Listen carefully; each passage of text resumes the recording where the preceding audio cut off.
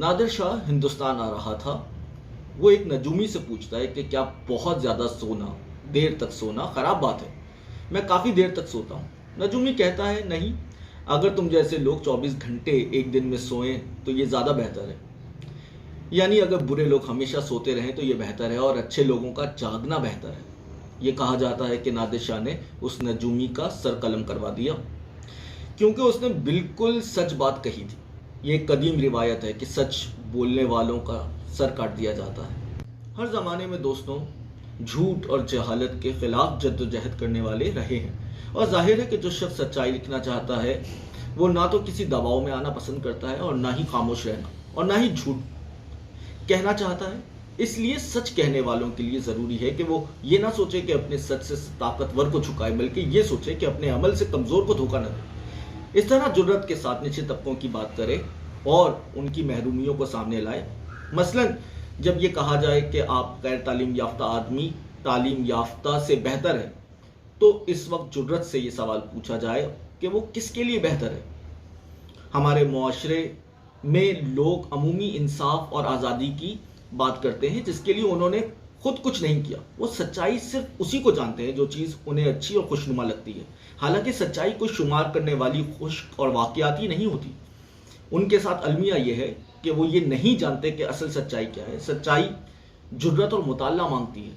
महज दिखावे की बातों से सच्चाई तक नहीं पहुंचा जा सकता। सच्चाई के लिए सिर्फ जुर्रत ही काफ़ी नहीं है, बल्कि इसके अलावा एक और चीज़ जो बहुत ज़रूरी है वो ये है कि सच्चाई को किस तरह से तलाश किया जाए, क्योंकि ये हकीकत है कि सच्चाई को पाना कोई सहल काम नहीं। दूसरे, ये भी कोई आसान बात नहीं है कि इस बात का फैसला किया जाए कि कौन सा सच ऐसा है जिसको बयान किया जाए और जिसके बयान करने से कुछ फ़ायदा हो। मसलन ये सबको मालूम है कि खाना जंगी जो मौलिक हथियारों से लड़ी जाती है अपने पीछे इंतशार और लातादाद मसाइल छोड़ जाती है। दोस्तों, ऐसे लोग भी होते हैं जो ना ताकतवर से डरते हैं और ना गुर्बत और मुफलिसी से खौफ दिखाते हैं, लेकिन इसके बावजूद सच्चाई को नहीं पा सकते। दरअसल उनमें इल्म की कमी होती है और ये कदीम तवहुमात में गिरफ्तार होते हैं। उनके लिए दुनिया एक पेचीदा चीज़ होती है, इसलिए ना तो वो वाक़यात से वाकिफ़ होते हैं और ना उनके बाहिमी असरात से। इसीलिए वक्त के तमाम लिखने वालों के लिए ज़रूरी है कि वो ज़माने की तब्दीली, मादी जदलियाती अमल, मुआशियात, तारीख़ व फ़लसफ़े से वाकिफ़ हों। जो किताबों और अमली तजर्बात से सीखता है वो कई सच्चाइयों को उजागर कर सकता है। अगर आदमी तलाश में हो तो बगैर मदद के भी सच्चाई तलाश कर सकता है, लेकिन एक ऐसी सच्चाई जिसको लोग मालूम करना चाहते हो, इसके लिए कोशिश की ज़रूरत होती है, क्योंकि ये वो सच्चाई है जो लोगों को शऊर देती है। साथ सच्चाई को इसके नताइज की रोशनी में बयान करना चाहिए और इस नुक्ता नज़र के साथ कि हम इससे क्या सबक सीख सकते हैं। इसको इस तरह से समझना चाहिए कि सरमायादारी और सोशलिज्म के साथ साथ फाशिज्म एक तीसरी कुव्वत बनकर उभरा है। इस तरह फाशिज्म एक तारीखी मरहला है जो सरमायादारी निज़ाम में दाखिल होता है। सरमायादारी फाशिस्ट ममालिक में मौजूद है, इसलिए कोई भी जब तक सरमायादारी के खिलाफ न हो वो फाशिज्म की मुखालिफत नहीं कर सकता है, क्योंकि फाशिज्म के खिलाफ होना और सरमायादारी की हिमायत करना दोनों बातों का साथ मुश्किल है। सच्चाई जंग लड़ने वाली चीज़ है, क्योंकि ये ना सिर्फ झूठ के खिलाफ लड़ती है बल्कि उन इंसानों के खिलाफ भी जो झूठ को फैलाते हैं। हम आज एक ऐसी हस्ती का तस्करा कर रहे हैं जिन्होंने फरजानगी और जुनून को नए मानी अता किए और सच इस जमालियाती सलीकामंदी से कहा कि मुतलकुल अन्नान बादशाह को भी अपनी हस्ती और इक़्तिदार की कमज़ोरी और नापायदारी का एहसास हुआ। ऐसा बादशाह जो अपने मुखालिफिन को गद्दार कहकर जेलों में डालता, अजियत देता और कत्ल करना सब जायज़ समझता। बहलूल की हाजिर जवाबी और बेसाख्ता तनकीद पर लाजवाब हो जाता और अपने जबर व तशद्दुद को इस्तेमाल नहीं कर पाता। बहलूल का असल नाम वहब बिन अमर था और वो इमाम मूसा काज़िम का हवारी था और अहले बैत का दोस्तदार था और इस कठिन वक्त की सख्ती से वाकिफ़ था जो आले मोहम्मद के बही ख़्वाहों को दरपेश थी। इमाम वक्त मूसा बिन जाफ़र मुसलसल कैद में थे और लोगों की हमदर्दियाँ अब्बासियों को इसलिए हासिल हुई थीं कि उन्होंने आले मोहम्मद की हिमायत और आनत का नारा लगाया था, उनका हक उन तक पहुंचाने का वादा किया था। मगर अफसोस कि उन्होंने आले मोहम्मद का हक नहीं पहचाना, बल्कि लोगों की उनके साथ अकीदत और मोहब्बत देखकर उन्हें अपनी सल्तनत के लिए ख़तरा तसव्वुर करने लगे। वह को ये इत्तलात बराबर मिल रही थी कि वो मोहब्बत आले मोहम्मद कि जुर्म में अनकरीब हारून के ज़ेरे अताब आने वाला है। बिलाखिर उसने ये फैसला किया कि इमाम मूसा जाफ़र की रहनुमाई हासिल की जाए, गो किसी न किसी तरह वो अपना मसला उनकी खिदमत में पहुंचा दे। इमाम ने मिट्टी की एक ठेकरी पर हरूफ तहज्जी में से सिर्फ एक हर्फ लिखा। उस ठेकरी पर सिर्फ जीम लिखा हुआ था। ये हर्फ जीम जुनून की अलामत बना। एक रोज़ बहलोल दरबार में हाजिर था। हारून अपने जरनिगार तख्त पर शाही लिबास पहने बड़ी तमकनत से बैठा हुआ था। बहलोल अपनी बोसीदा पापोश और पैबंद लगी गडरी के साथ उसके हुजूर पेश किया गया। हारून ने एक कहर आलूद निगाह उस पर डाली और खशमगी लहजे में बोला, बहलोल तू बहुत होशियार बनता है, लेकिन हमें पता चला है कि तू हुकूमत के बागी मूसा बिन जाफ़र के दोस्तदारों में है। उन्हीं के हुक्म पर तू दीवाना बना है ताकि आवाम को उनकी तरफ मुतवज्जा करके हमारी हुकूमत का तख्ता उलट दे। तू समझता है कि पागल होने की वजह से मैं तेरी कोई पूछगछ नहीं करूंगा, लेकिन याद रख के हुकूमत तेरी तरफ से गाफिल नहीं है। तेरी सब सरगर्मियों की खबर हमें मिलती है। बहलोल ने मजाका खेज सूरत बनाई। जाहिर है कि तुम्हारे नमक हलाल कुत्ते सही इत्तलाही लेकर आए होंगे, तो अब खलीफा मुझसे कैसा सलूक करना पसंद करेंगे। भरे दरबार में मजाक उड़ाने पर हारून को और तैश आया। तुम्हें ऐसा सबक सिखाया जाएगा कि तुम दूसरों के लिए नमूना इबरत बन जाओगे। उसने गुस्से से कहा और अपने गुलाम को पुकारा, मसरूर ले जाओ इस गुस्ताख को, इसके कपड़े उतारो और इस पर गधे का पालान डाल दो, उसके मुंह में लगाम दो, इसे महल और हरम सरा में फिराओ और इसके बाद मेरे सामने इसका सरे पुरगरूर उड़ा दो। दरबार में सन्नाटा छा गया। दरबार हैबत शाही से कांप गया, लेकिन बहलोल शान बेनियाजी से खड़ा मुस्कुराता रहा। मसरूर आगे बढ़ा और उसने बहलोल की गदड़ी घसीट कर पड़े उछाली, उसका बोसीदा लिबास नोचकर उस पर गधे का पालान कस दिया, उसके मुंह में लगाम दी और उसे खींचता हुआ महल और हरम सरा की तरफ ले गया। शाही दरबारों में, महल सराओं में इंसानियत की तजलील रोज़ का मामूल है, इसलिए बहलोल की इस हैयत क़ज़ाई पर किसी को ताज्जुब नहीं हुआ। महल और हरम सरा के मकीन तमाशा देखते रहे। किसी ने सोचा कि बहलोल तो दीवाना है, इसलिए सज़ा का मुतवज्जिब नहीं, लेकिन जान के खौफ से ज़ुबानों को बंद रखा। कोई कुछ न कह सका। मसरूर उसकी लगाम खींचता उसे दरबार में वापस ले आया और हारून के सामने अदब से झुककर बोला, आलीजा, आपके हुक्म की तामील हुई, क्या इसकी गर्दन उड़ा दी जाए? हारून ने अभी जवाब नहीं दिया था कि नागाह उसका वजीर जाफ़र बरमकी दरबार में दाखिल हुआ। उसने हैरत से बहलोल की यह हालत देखी और बोला, बहलोल ये क्या हालत बना रखी है? बहलोल हंसा, जनाबे आली ये तो कुछ भी नहीं, अभी तो मेरी गर्दन भी मारी जाएगी। मगर किस जुर्म में? जाफ़र बरमकी ने पूछा। मैंने एक सच्ची बात कह दी थी, जिसके इनाम में खलीफा ने मुझे ये खिल्लत फ़ाक़रा अता की है और जामे मर्ग भी मेरा इंतज़ार कर रहा है। बहलोल को बेसाख्ता हंसी आ गई और हारून का गुस्सा काफूर हो गया। उसने शाही हुक्म जारी किया, जैसी बहलोल ने कही है ऐसे ही खिल्लत फ़ाक़रा इसको अता किया जाए। खलीफा के इस करम का शुक्रिया, मुझे अपनी पैबंद लगी गदड़ी की गनीमत है। बहलोल ने अपनी गदड़ी शाने पर डाली। बहलोल को दरहम दीनार अता किए जाए। शाही फरमान जारी हुआ। नहीं, मुझे अहले जहन्नुम की पेशानियों और पुश्तों पर लगने वाली मोहरों की ज़रूरत नहीं। बहलोल चलने पर तैयार हो गया। हारून ने उसे रोका। बहलोल, अगर तुम इस इनाम व इकराम को अपने लिए इस्तेमाल नहीं करना चाहते तो गरीबों और मोहताजों में बांट देना, उनका भला हो जाएगा।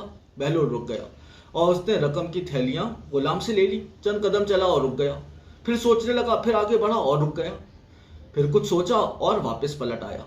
उसने रकम की थैलियां हारून के सामने ढेर कर दी और बोला, हारून, मैंने बहुत सोचा कि इन अशरफियों की सबसे ज़्यादा ज़रूरत किसको है, लेकिन मुझे तुझसे ज़्यादा मुस्तहिक कोई और नज़र नहीं आया।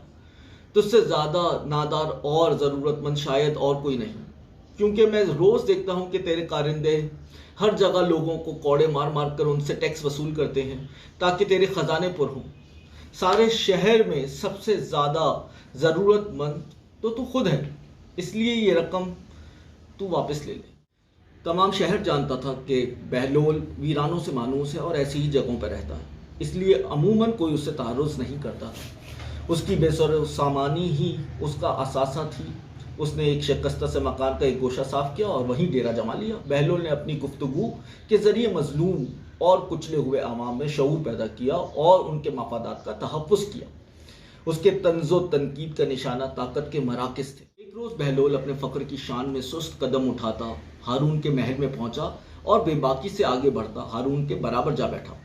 हारून के नख़वत और गरूर को उसकी ये आदत पसंद नहीं आई। उसने सोचा कि किसी तरह इसको ज़िज करे, इसलिए उसने मुखातिब होकर बहलोल से कहा, मेरे पास एक मुअम्मा है जिसका जवाब दोगे? ज़रूर दूंगा, बशर्ते कि आप अपने कॉल पर पूरा उतरें और पहले की तरह वादा खिलाफी ना करें। बहलोल ने वाज़े किया, और तुम भी सुन रखो, अगर तुमने मेरे मुअम्मे को फ़ौरन हल कर लिया तो तुम्हारा इनाम 1000 अशरफी होगा, और अगर तुम जवाब ना दे सके तो तुम्हारी दाढ़ी की खैर नहीं। उसे मनवाने और गधे की सवारी करने के लिए तैयार हो जाओ। मैंने अशरफियाँ क्या करनी है, मेरी शर्त तो कुछ और है। बहलोल बोला, शर्त बयान की जाए। हारून ने कहा, मेरी शर्त यह है कि अगर मैंने मुअम्मे को हल कर लिया तो आली जा मक्खियों को हुक्म दें कि वो मुझे न सताया करें। मक्खियाँ मुझे बहुत तंग करती हैं। बहलोल ने संजीदगी से दरख्वास्त की। अहले दरबार के होठों पर मुस्कुराहट आई, लेकिन वो हारून के खौफ से जब्त कर गए। हारून बगले झांकने लगा और उसे कहना पड़ा, किसी किसी वक्त तो तुम्हारी अकल बिल्कुल ही खप्त हो जाती है। मक्खियाँ तो मेरी मुती नहीं हैं जो उन पर हुक्म चलाऊं। अफसोस कि हमारे बादशाह मक्खियों के मुकाबले में भी आजिज हैं, तो उसके इक़्तिदार का क्या फ़ायदा? बहलोल ने मज़ाहिया लहजे में कहा। एक मौके पर बहलोल ने हारून से कहा, आप ऐसे इंसान हैं कि अगर मशरिक में किसी कमज़ोर पे जुल्म हुआ तो बासपुर सांप से होगी। हारून लरस गया, उसकी आंखों के गोशे नम हो गए। वो नरमी से बोला, बहलोल तूने ऐसी बात कही है जो मेरे दिल पे जा लगी। तेरी कोई हाजत है तो बयान कर। मेरी हाजत यह है कि आप मेरे गुनाह माफ़ करके मुझे जन्नत में दाखिल करवाएं। बहलोल ने कमाल संजीदगी से कहा। गिरदोपेश में खड़े लोग मुस्कुराने लगे। हारून ने एतराफ़ किया, बहलोल तुमने ऐसी बात कही है जो मेरे बस में नहीं। हाँ, मैं तुम्हारे कर्ज चुका सकता हूँ, आप मेरे कर्ज भी नहीं अदा कर सकते। बहलोल ने जोर देकर कहा। क्यों? हारून ने तुर्शी से सवाल किया। एक कर्जा दूसरे कर्जे से अदा नहीं हो सकता। आप तो खुद आवाम के कर्जदार हैं, आप उनका कर्ज वापस कर दें। दोस्तों, शायद हमारे अहद में ताकत के मराकज़ को शनाख्त करना मुश्किल है, शायद ये इतना वाज़े नहीं है, लेकिन हमारे अहद का सबसे बड़ा मसला, सबसे बड़ा ईवल सरमायादाराना निज़ाम है, जिसने आहिस्ता आहिस्ता हर ऐसी शय को जो नाकाबिल फ़रोख्त थी उसे काबिल फ़रोख्त बना दिया है। बहलोल एक जगह हज़रत अली का कौल दोहराता है कि जहाँ भी दौलत ज़रूरत से ज़्यादा है वहाँ यकीनन किसी हकदार का हक ज़ाया हो रहा है। आज दुनिया की 1 बिलियन आबादी महज $100 यौमिया कमाती है, और सिर्फ 70 लोग ऐसे हैं जिनके पास दुनिया के 3 बिलियन लोगों की कुल आमदनी से ज़्यादा दौलत है। अगर हमारी दुनिया में बहुत से लोग भूखे सोते हैं, वो बेरोज़गार हैं, तो इसके ज़िम्मेदार वो खुद नहीं है, बल्कि ये मुआशी निज़ाम ऐसा है जिसके नतीजे में कुछ लोग अमीर से अमीर तर हो रहे हैं और बहुत से लोग गरीब से गरीब तर। तो इसी गुफ्तगू के ज़ेल में मैं चंद मारूज़ात पेश करना चाहता हूँ। दोस्तों, मैं शख्सियत परस्ती की मुखालिफत करता हूँ। जिन मुआशरों में शख्सियतें छा जाती हैं वहाँ लोगों की तख्लीकी सलाहियतें दब जाती हैं। जिस तरह एक छांवदार दरख्त के नीचे और कोई पौधा या दरख्त सरसब्ज नहीं रहता, यही सूरत हाल अजीम शख्सियतों की तश्कील से होती है। हमारे सामने हिटलर की शख्सियत है कि जिसने अपने ज़ोर बयां और शख्सियत के असर से पूरी जर्मन कौम के जहनों पर कब्जा जमा लिया था, और लोग जज्बात में मदहोश उसकी तकलीद कर रहे थे। शख्सियत परस्ती ही की वजह से मुखालिफत और इजहार राय पर पाबंदी लग जाती है। गैर जानिबदाराना रवैये के खिलाफ होना चाहिए, क्योंकि ये रवैया रियासती जबर को तक़वियत देता है। इसलिए रियासती जबर व तशद्दुद के खिलाफ मुज़ाहमत ज़रूरी है। इसके बगैर मुआशरे के जमूद को नहीं तोड़ा जा सकता है। पाकिस्तानी मुआशरा भी इब्तिदा ही से जमहूरी साजिशों और बैरोक्रेसी के चुंगल से निकलकर फौजी आमरीत की गिरफ्त में आ गया था, लेकिन जब जमहूरी हुकूमतें कायम भी हुई तो उन्होंने फाशिज्म के उन्हीं हटकंडों को इस्तेमाल किया जो फौजी आमिरों के महबूब हथियार थे। मसलन शख्सियत परस्ती, इजहार राय पर पाबंदी, रियासती प्रोपेगेंडा और मुखालिफों को गद्दार बनाने का काम जमहूरी अदवार में भी जारी रहा। इस वक्त पाकिस्तानी मुआशरा जिस सूरत हाल से दो चार है वो ये है कि रियासती प्रोपेगेंडे और ज़राए अबलाग आमा ने एक नज़रियाती सच्चाई को कायम कर दिया है। जब भी किसी मुआशरे में सिर्फ एक सच्चाई हो तो इस सूरत में दूसरी सच्चाइयों को तलाश करने के तमाम रास्ते बंद हो जाते हैं। एक सच्चाई हमेशा के लिए नहीं होती है, ये वक्त हालात में बदलती रहती है। लिहाजा ज़हनी इनकलाब के लिए ज़रूरी है कि सच्चाइयों की जुस्तजू जारी रहे। सिर्फ एक सच्चाई का गलबा मुआशरे को एक जगह जमा देता है और इसकी वजह से तमाम तख्लीकी सलाहियतें ख़त्म हो जाती हैं। इसके बाद हमारे यहाँ रिवायात के तहफ़्फ़ुज़ पर जोर दिया जाता है, बगैर ये सोचे समझे कि रिवायात कतई मुक़द्दस नहीं होती हैं। अगर रिवायात को महफूज कर लिया जाए तो इसके साथ मुआशरे की हरकत भी रुक जाएगी, क्योंकि रिवायात हर जदीद चीज़ की मुखालिफत करेंगी और मुआशरे को आगे बढ़ने से रोक देंगी। इस वक्त हमारे यहाँ रिवायात के तहफ़्फ़ुज़ का मतलब यह है कि जागीरदाराना कदरों को बाकी रखा जाए और हर उस चीज़ की मुखालिफत की जाए कि जिससे इन कदरों को ख़तरा है। जब मुआशरा एक ही जगह रहता है तो इसमें हुक्मरान तबके भी नहीं बदलते हैं। ये मुराद याफ्ता तबका कदीम रिवायात के सहारे ही ख़ुद को मुस्तहकम रखने की कोशिश करता है। इसलिए जो भी इस निज़ाम के ख़िलाफ़ बात करता है तो वो उनके नज़दीक गद्दारों के मुतरादिफ हो जाता है। इसलिए मुखालिफत को ख़त्म करने के लिए एक ही रास्ता है और वो है तशद्दुद। चूँकि मुखालिफ दुश्मन है और गद्दार है, इसलिए सख्ती के साथ उसे तबाह कर कुचल दिया जाए।